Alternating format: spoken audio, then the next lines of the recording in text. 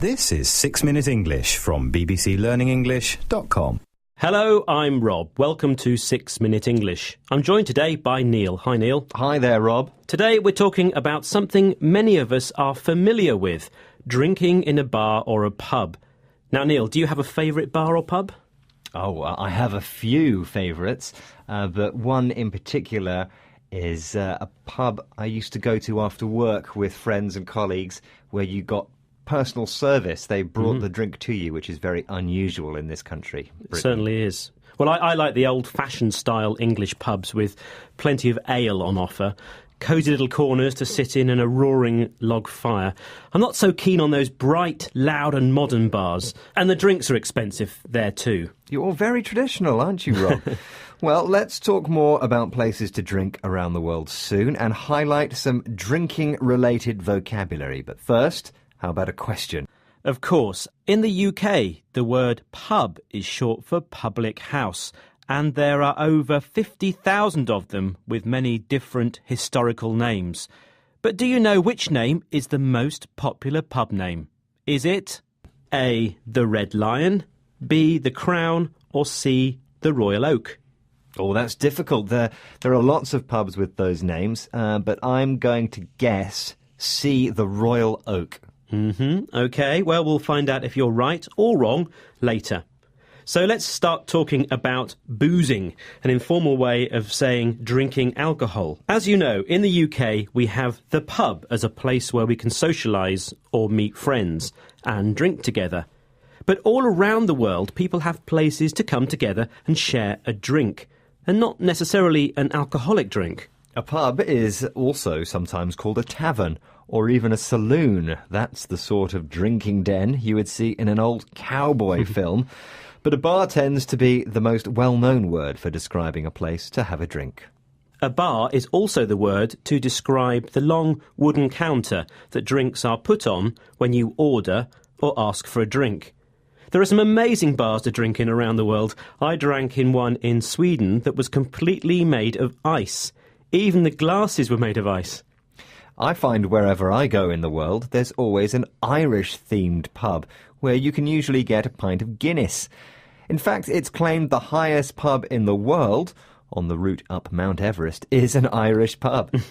Well, walking up there must be thirsty work. One of the remotest pubs in the world is in a corner of Greenland. BBC correspondent Rob Crossan recently reported from there for the BBC.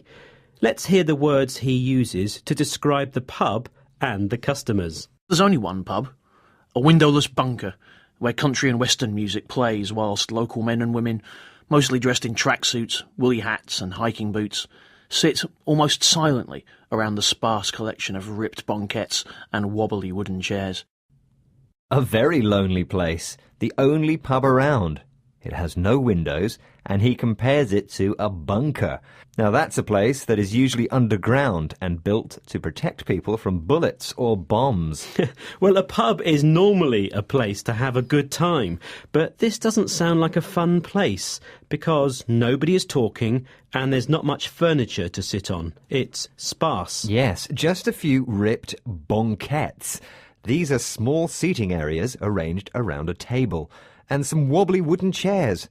Not the place for a riotous evening. Well, maybe it is, because when the drinks start flowing and everyone comes together on a dark, cold Greenland night, it could be fun. The only problem is that alcohol is a bit limited, as Rob Crossan explains. Only beer is available, the Danish brands. Spirits were completely banned in this part of Greenland 5 years ago, due to the quite astonishing levels of consumption by the local population. So you can only drink beer. Consumption, or the drinking of spirits, has been stopped or banned because people drank too much of it. Well, Rob, you know, you don't have to drink to have a good time. Well, that's true. It's not good for your health and you get a terrible hangover. You feel ill the next day. Maybe I'll have an orange juice next time I go to my local boozer or pub. So, come on, Rob, what is the most popular name for a British boozer? Yes, is it A, the Red Lion, B, the Crown, or C, the Royal Oak? I think it's C, the Royal Oak. You've probably drunk in a few Royal Oaks, haven't you? Yes, I have. But you're wrong. The answer is actually the Red Lion. There are 518 Red Lion pubs in the UK. And there are some more unusual names for British pubs too, such as the Axe and Compass, the Ferret and Trouser Leg, and the Slurping Toad.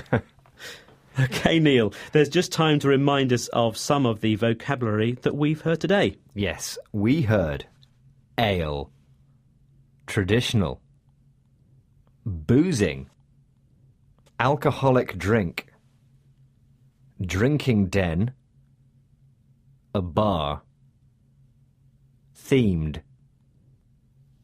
thirsty work, riotous, consumption, hangover, boozer. Thanks, Neil. We hope you've enjoyed today's programme. Please join us again soon for 6 Minutes English from BBC Learning English. Right, Neil, do you fancy a pint now? Absolutely, I'll drink to that. Cheers. Cheers. That was 6 Minutes English from bbclearningenglish.com.